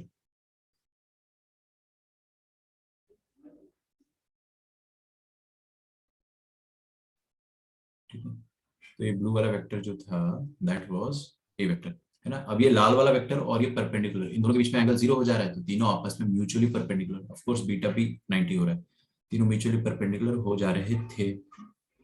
यहां पर अगर हम देखेंगे तो पॉजिटिव, सिर्फ पॉजिटिव की बात हो रही है ना, और एंगल जो नीचे वाला होता है वो बीटा होता है और ऊपर वाला होता है अल्फा। तो हम बात करते हैं, देखिए, तो नीचे बीटा होता है, ऊपर अल्फा होता है ना, पक्का। और यहाँ पे फॉर्मूला क्या आता था, ABC sine beta cos alpha. हाँ, ABC sine beta cos alpha, sine beta cos alpha. तो आप मुझे बता सकते हो कि पॉजिटिव कब होगा। साइन से तो कुछ फर्क नहीं पड़ता है, क्योंकि एक्यूट हो या ऑब्ट्यूज हो, साइन तो हमेशा पॉजिटिव। एबीसी मैग्नीट्यूड, मैग्नीट्यूड सदैव पॉजिटिव होते हैं। सब कुछ कॉस अल्फा पे डिपेंड कर रहा है, मतलब कॉस अल्फा कौन सा वाला एंगल हो गया, अगर अपन थोड़ा सा ऊपर स्क्रॉल करके जाएंगे, या फिर ये यहीं पे, हाँ, बी और सी तो जमीन वाले होते हैं, ये इनके बीच में बीटा एंगल होता है।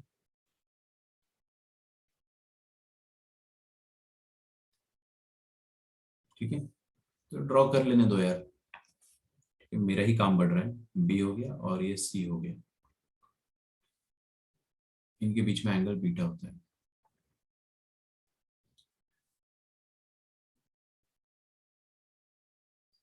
और ये रहा एंगल अल्फा, सॉरी ये रहा वेक्टर ए। ठीक है,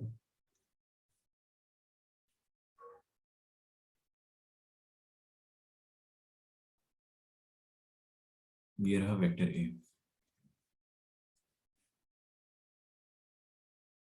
और ये रहा क्रॉस, इन दोनों के बीच में एंगल होता है अल्फा। ठीक है ना, सुन लो यार, थोड़ा सा लास्ट पॉइंट है बस, ये थोड़ा सा मुश्किल है, मानता हूँ मैं, आखिरी पॉइंट थोड़ा सा मुश्किल है। ये अल्फा, सॉरी ए वेक्टर और ये परपेंडिकुलर वाला वेक्टर, इनके बीच का जो एंगल है अल्फा, इसका कोसाइन वैल्यू वो लिखा है यहाँ पे। अगर ये कोसाइन वैल्यू पॉजिटिव हुई, इसका मतलब क्या हुआ है, इसका मतलब ये हो गया, तभी ये पूरा प्रोडक्ट पॉजिटिव आएगा, तो कोसाइन को पॉजिटिव होना पड़ेगा। कोसाइन पॉजिटिव कब होता है, जब अल्फा एक्यूट हो। ठीक है, और नीचे ABC sine beta cos alpha की बात करें, तो ये तो सब पॉजिटिव होते ही है वैसे भी। कॉस अल्फा बस नेगेटिव करना पड़ेगा, तभी एसटीपी नेगेटिव आएगा। कॉस अल्फा नेगेटिव कब होता है, जब अल्फा ऑब्ट्यूज हो, जब अल्फा ऑब्ट्यूज हो। ठीक है ना, बस इतना ही मैं सिखाना चाह रहा था आपको। हालांकि ये सब चीजें आपसे एग्जाम में ज्यादा नहीं पूछेगा।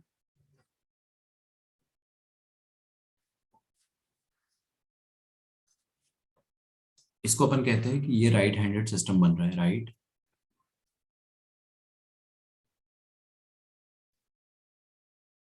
Handed system. इसका मतलब क्या हो रहा है कि देखो, ये वैसा ही कुछ हो रहा है कि बी सी नीचे है और ए ऊपर है, थंब भले ही परपेंडिकुलर ना हो लेकिन ऊपर की तरफ है। पहले वाले फिगर में आप अगर देख पा रहे होंगे तो क्या हो रहा है, देखो वो ग्रीन वाला जो फोटो है, बी और सी का, बी और सी क्रॉस करा, ए ऊपर की तरफ आ रहा है, राइट हैंड सिस्टम बन रहा है। ठीक है, एक्यूट आएगा उस केस में, और दूसरे केस में ऑब्ट्यूज आएगा, लेफ्ट हैंड सिस्टम बन जाएगा। So we are done, we are almost done. दो क्वेश्चंस करेंगे अपन। तो यहाँ से आपका जो है वेक्टर प्लेन्स खत्म होता है, एसटीपी खत्म होता है। ठीक है, लाइंस भी खत्म हो गया हमारे पास। अब प्लेन और लाइन के एक साथ क्वेश्चन करेंगे अपन, और डिस्टेंस वाले थोड़े से फॉर्मूले करने। तो वैसे तो मैं चाहूंगा कि कल ही अपन फिनिश कर देंगे, we will try our best. B vector, C vector, और बी क्रॉस सी जो होता है वो ऊपर होता है, लेकिन ए वेक्टर जो है वो नीचे है। ए वेक्टर अगर नीचे है तो ये रेड वाला और ए के बीच में जो एंगल बन रहा है यही तो अल्फा होता है, और ये अल्फा क्या हो गया, ऑब्ट्यूज हो गया। यही तो अल्फा है, this alpha is obtuse now. ठीक है, तो लेफ्ट हैंड सिस्टम बन रहा है यहाँ पे, कैसे, ऐसा बन रहा है लेफ्ट हैंड सिस्टम कि बी और सी पे क्रॉस कर रहे हैं तो ए नीचे आ रहा है, यहाँ ए नीचे आ रहा है, ऊपर नहीं कर रहे। ए ऊपर मतलब समझ रहे हो ना, राइट हैंड मतलब ए ऊपर है ऐसे, और लेफ्ट हैंड मतलब ऐसा बी नीचे है। ठीक है, सिस्टम है बस वो, एग्जैक्टली आपको ऐसा समझना है कि इट्स अ सिस्टम। तो left hand system.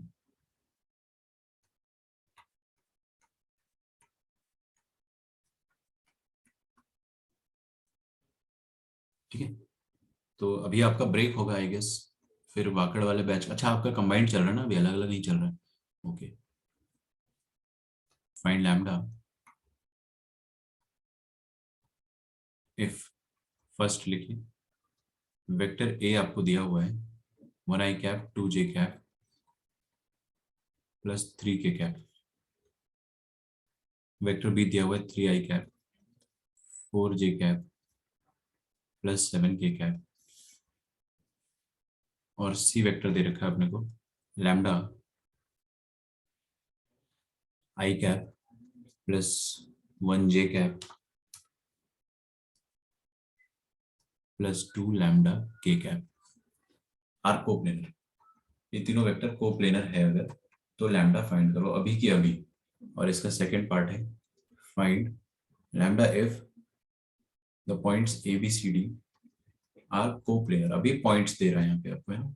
So here we are given points, तो यहाँ पे पॉइंट्स दिया आपको 1 2 3 2 4 6 7 3 8 और लैम्डा 1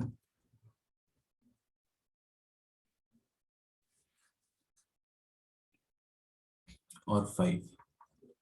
ठीक है, तो पहला वाला तो अपन कर देंगे। तीन वेक्टर कोप्लेनर होते तो उनका एसटीपी 0 होता है। ये तो अपन पहले भी पढ़ते आ रहे थे, लेकिन एसटीपी नाम नहीं पता था। आज अपने को पता चल गया कि एसटीपी 0 होता है। और अगर एसटीपी 0 होता है इसका मतलब क्या हो गया है कि एसटीपी कैसे निकालता है, डिटर्मिनेंट से। तो तीनों का एसटीपी कैसे निकालेंगे, डिटर्मिनेंट से। पहला कंपोनेंट 1 2 3, बी का कंपोनेंट कितना है 3 4 7। बहुत इजी होता है, इतना आसान होता है ना कि आपने आज की क्लास पढ़ ली, आपको आईआईटी के एग्जाम तक एक बार भी रिवाइज नहीं करना है कि एसटीपी क्या है। आपको सिर्फ क्वेश्चन सॉल्व करना है, जब भी एसटीपी करना है क्वेश्चन सॉल्व करो, रिवाइज कुछ भी मत करो। हाँ, ये डिटर्मिनेंट 0 होना चाहिए। इस डिटर्मिनेंट को खोल डालो, आप कर लोगे ना, इतना तो कर ही लो। और यहाँ पर आपको 4 पॉइंट दिए हुए, तो 4 points A B C D. A, अभी ये डाउट मेरे से रीचा नहीं पूछा था कुछ देर पहले, A B C D 4 point से हमारे पास क्या बनते हैं, 1 2 3 वेक्टर तो बना ही सकते हो। वो तीनों वेक्टर डेफिनेटली एक ही प्लेन में लाई करेंगे, सिंस पॉइंट्स को यहाँ पे आर कोप्लेनर आपको दिया हुआ है, आर कोप्लेनर। ठीक है, yes please write it down. तो बस यहाँ से आप ए बी बी सी और सी ए निकाल लो, फिर से आप एस टी पी लगा लो। S T P of what, A B vector B C vector और सी डी वेक्टर, इन तीनों का एस टी पी जो है उसको आप 0 कर दो। ठीक है, तो सब अपने किए हुए क्वेश्चन, मेजर पोर्शन आज अपना खत्म हो जाता है। एक और छोटा सा टॉपिक है, वो मैं आपको जरूर अभी के अभी पढ़ा दूंगा, क्योंकि इतना आसान है वो, आप भी बोलोगे कि सर पढ़ाते ही नहीं इससे अच्छा। ठीक है, condition for coplanarity of two line, condition for coplanarity of two lines. ठीक है, ऊपर वाले क्वेश्चंस आप लोग खुद से कर लेना, because we have done it. अच्छा, मैंने आपको याद करो, मैंने आपको ये चीज प्रूफ कराया था डिटरमिनेंट वाला कि 0 कब होता है वेक्टर के चैप्टर में, है ना। तब भी अपना सेम रिजल्ट आता था, 3 वेक्टर कोप्लेनर होते थे तो डिटरमिनेंट 0 किया करते थे। बस अभी भी वही चीज है, बस ये है कि नाम चेंज हो गया, अब उसको अपन एसटीपी भी कहने लगे। अच्छा, मान लीजिए कि दो लाइन है अपने पास, पहली लाइन ये है और दूसरी लाइन ये है। पहली लाइन की इक्वेशन है R is equal to A plus lambda B. क्या आपको लाइन की इक्वेशन याद है क्या होती थी? और दूसरी लाइन की इक्वेशन है R is equal to B plus lambda C. नहीं नहीं नहीं, सी प्लस लैम्डा डी। ठीक है, तो पहली लाइन की इक्वेशन जो मैंने दे रखी, इसका मतलब क्या हो गया कि पहली लाइन ए पॉइंट से क्रॉस हो रही है, आया क्या? और दूसरी लाइन जरूर बी पॉइंट, ये वाले पॉइंट से क्रॉस हो रही होगी सी वेक्टर से। तो ये वाली लाइन इस पॉइंट से, अच्छा मैं ऐसा कर दूं क्या कि आपके लिए, चलो कोई बात नहीं, इसको पॉइंट सी बोल दिया मैंने, खासकर बी नहीं कह रहा हूं मैं, ताकि सी वेक्टर से मैच कर जाए। फिर पहली लाइन का जीपीएस आपको दे रखा है कि ये पैरेलल है किसके, बी वेक्टर के।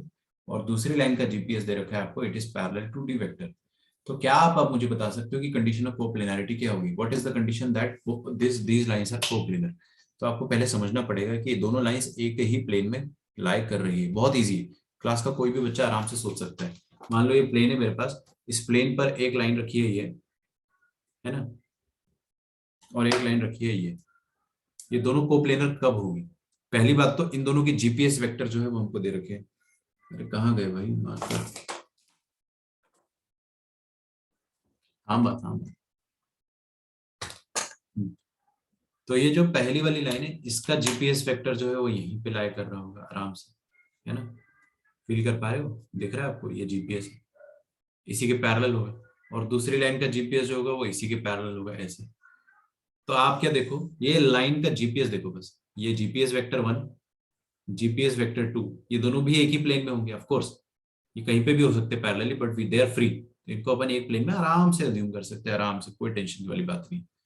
बस ये इस लाइन के पैरेलल है, और ये वाला वेक्टर जो है वो, इसको मैं ब्लैक कर देता हूँ, हाँ, ये वाला वेक्टर जो है वो इस लाइन के पैरेलल है। तो ये और ये दोनों तो एक प्लेन में आ ही गए। एक और तीसरा वेक्टर मेरे को मिल जाए तो मजा आ जाएगा। तीसरा वेक्टर मिलेगा कैसे?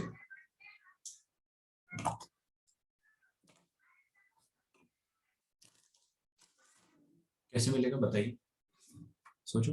ये बी वेक्टर और ये सी डी वेक्टर, ये दोनों एक ही प्लेन में है, यस।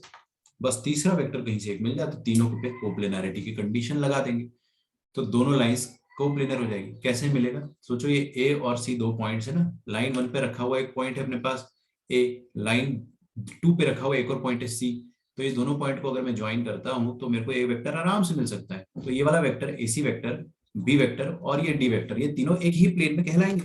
तो अगर एक ही प्लेन में, तो इनमें आप डिटर्मिनेंट जीरो कर दो, एसटीपी जीरो कर दो। ठीक है, इसका कहने का मतलब ये है कि A C vector, B vector and D vector, they are coplanar, they are coplanar, ये तीनों के तीनों कोप्लेनर रहेंगे। तो कभी भी आपको कहता है कि लाइन नंबर 1, लाइन नंबर 2, दो लाइंस कोप्लेनर है, तो आपको कुछ नहीं करना है, बहुत आसान क्वेश्चन है। लाइन 1 का जीपीएस, लाइन 2 का जीपीएस, और लाइन 1 और लाइन 2 के जो पॉइंट्स थे उनको मिलाने के बाद जो वेक्टर बन रहा है वो वेक्टर, वो तीनों एक ही प्लेन में होंगे, क्योंकि लाइन एक प्लेन में है तो ये तीनों वेक्टर्स भी एक प्लेन में होंगे। तो तीनों कोप्लेनर है, तो इसका मतलब क्या हो जाएगा कि STP, AC vector, B vector और डी वेक्टर का एसटीपी जीरो। ये जो कंसेप्ट है आपको आखिरी दिन तक रिवाइज करने की जरूरत नहीं है, अगर आपको अच्छे से फील हो रहा है कि चल क्या रहा है।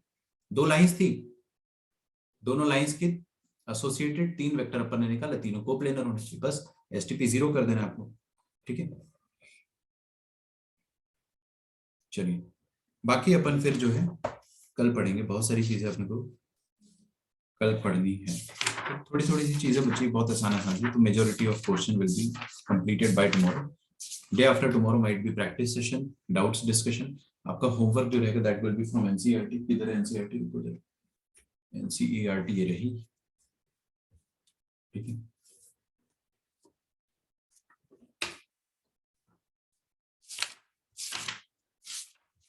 अच्छा एलपीपी अपना नहीं आ रहा है, हाँ थैंक्स, आ चुका है टर्म 1। तो आप क्या करेंगे अभी? 11.3 सॉल्व करेंगे, the questions that I will give you. आप आज की आज करेंगे, है ना? ठीक है, बस थोड़ा सा ऊपर ले लो, हाँ ये लो भाई।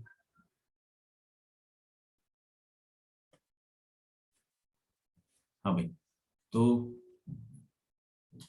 आपको कसम है, आपको आज की आज सॉल्व करते हैं।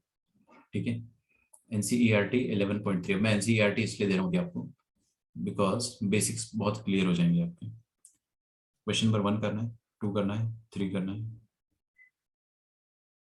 4 करना है, 5 करना है, 6 करना है, 7 भी करना है,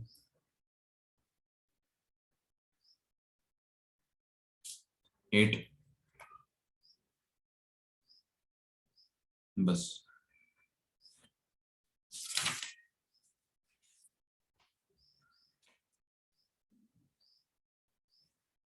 दैट्स इट।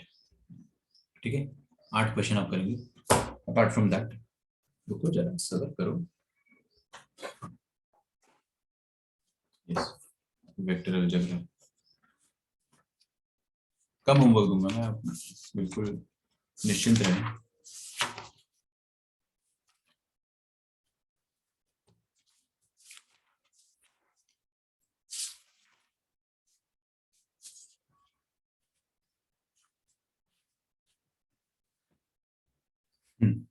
तो मॉड्यूल में आप करेंगे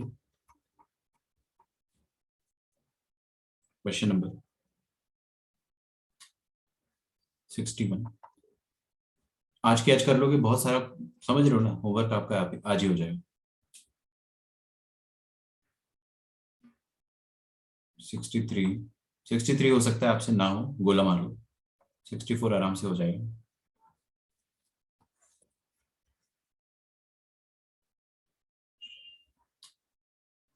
सिक्सटी फाइव भी कर लो, क्वेश्चन में थोड़ा सा लगना पड़ता है। 66 भी करो, बहुत अच्छा क्वेश्चन है। 67,